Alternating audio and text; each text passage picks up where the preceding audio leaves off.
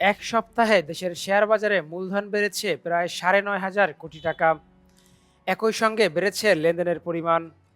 গত সপ্তাহে ঢাকা স্টক এক্সচেঞ্জে ২,৪৬৩,৩০ লাখ টাকার শেয়ার ও ইউনিট হাতবদল হয়েছে।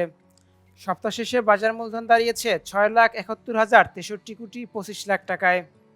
বিদায়ী সপ্তাহে ডিএসইর প্রধান সূচক ডিএসইএক্স ১৪২.১৫ পয়েন্ট বেড়েছে। সপ্তাহ শেষে সূচকটি অবস্থান করেছে ৫,৪৯৭ পয়েন্টে।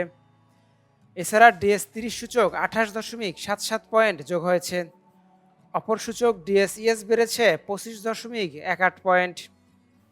গত সপ্তাহে ঢাকা স্টক এক্সচেঞ্জে লেনদেনে অংশ নেওয়া কোম্পানিগুলোর মধ্যে ৩২৯ কোম্পানির শেয়ার দর বেড়েছে, দর কমেছে ৪০ কোম্পানির।